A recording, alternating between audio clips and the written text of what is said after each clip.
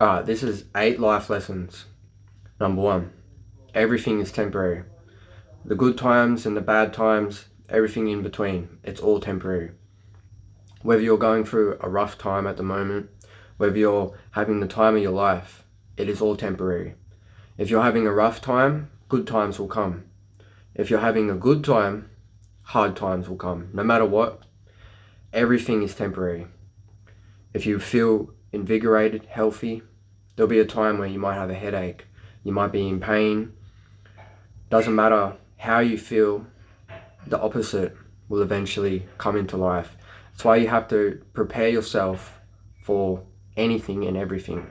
And also, if you're having a good time, things are good, life's going smooth, enjoy it, because it's not going to last forever. And if you're in the dumps, life's hard, things are getting to you, then just keep grinding, because good times will come. The second life lesson, life isn't fair. It never has been and it never will be.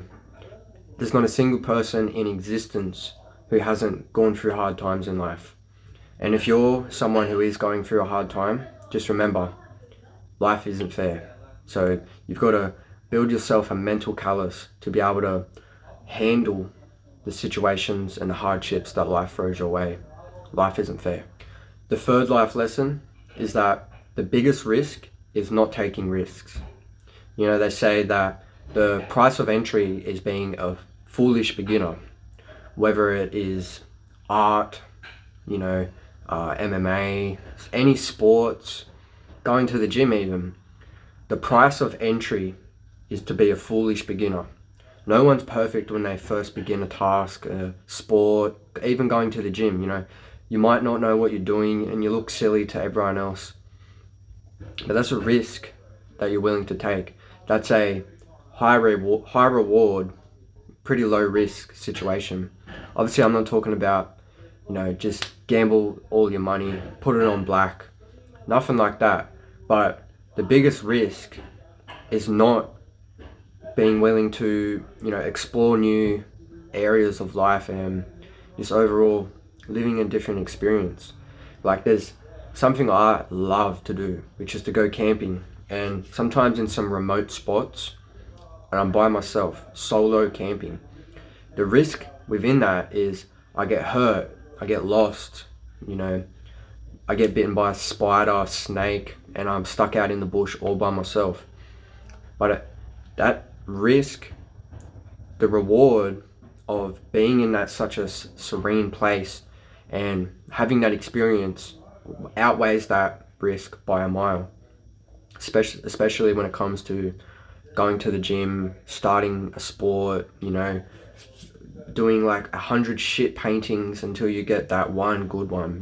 They're pretty low risk, high reward. Overall, the biggest risk is not taking risks. Number 5 is a lack of being present. A lot of your life that you remember is due to you being present, aware, conscious of the current moment.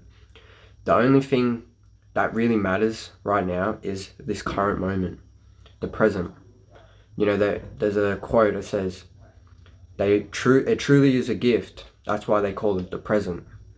I read the book a few years ago, The Power of Now by Eckhart Tolle, and it completely changed my life. Eckhart Tolle, he mentions in the book how, obviously I don't recommend this and I would never do this, but he used to just sit on park benches in the park and do nothing all day because he was so happy with the present moment.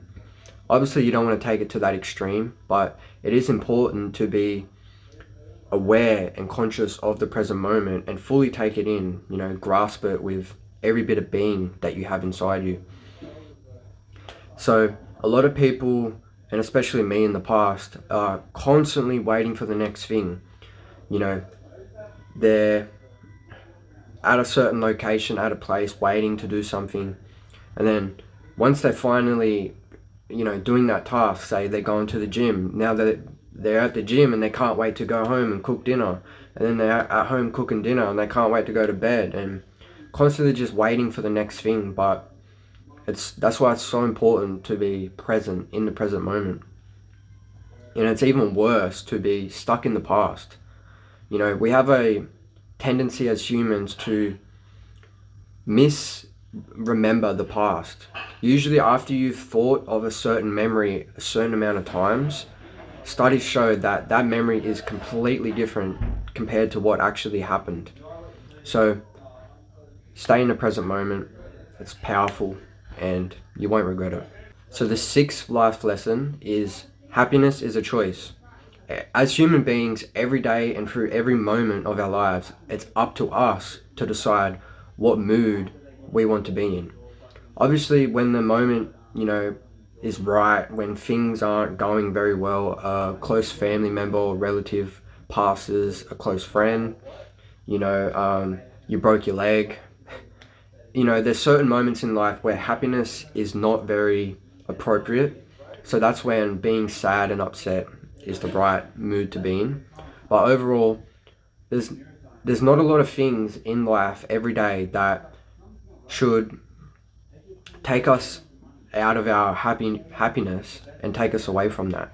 Overall, there's plenty of things to be happy about, and if you struggle to find things to be happy about, then usually that means that you've fried your dopamine. You're looking for pleasure rather than happiness.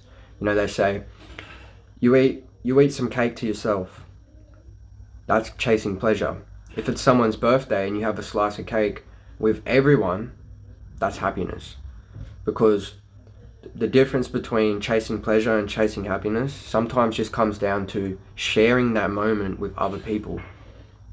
So instead of, being in bed at 1 a.m. stuffing your face with packets of candy lollies, have a few ice cream, or have one ice cream with someone, going for a walk to the beach, whatever. But anyways, happiness is a choice. You choose at every moment your mood.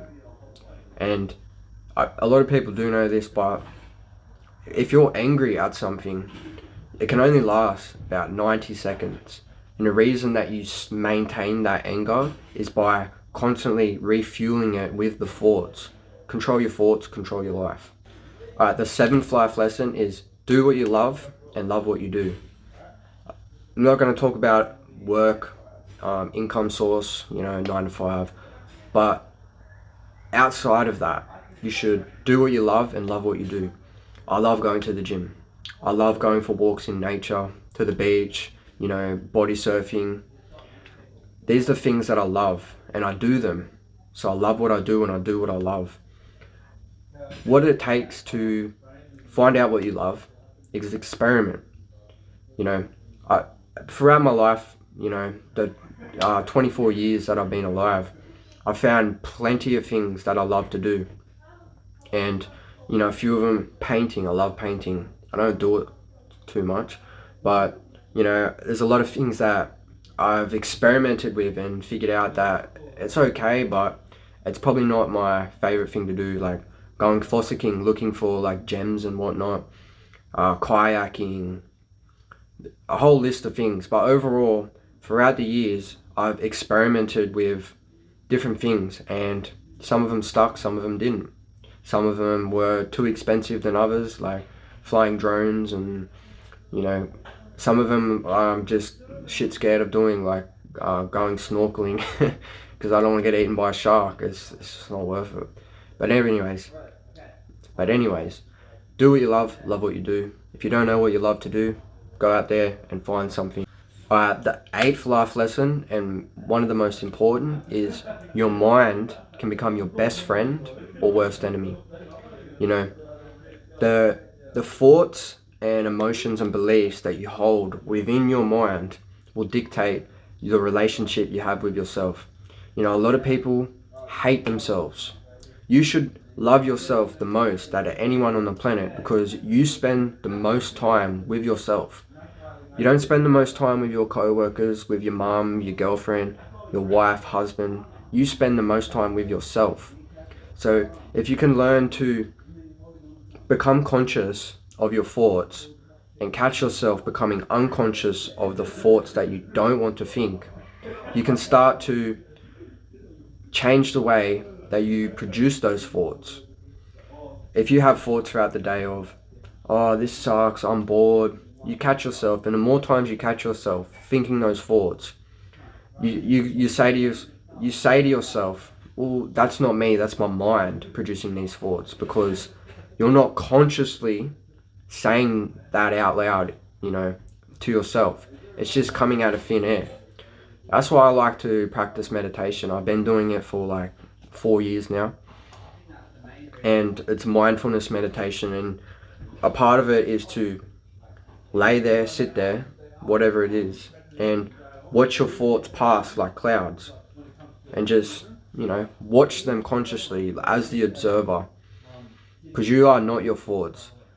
Your mind produces thoughts. You are the consciousness, the observer, watching the thoughts being produced. It can sound a little woo-woo, whatever, but it's true. If you don't believe it, then just don't watch this video.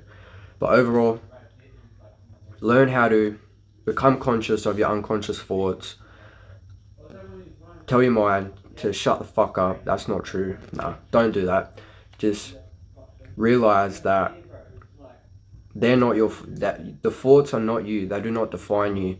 You can produce conscious thoughts, but you're not your thoughts. Anyways, that's 8 life lessons.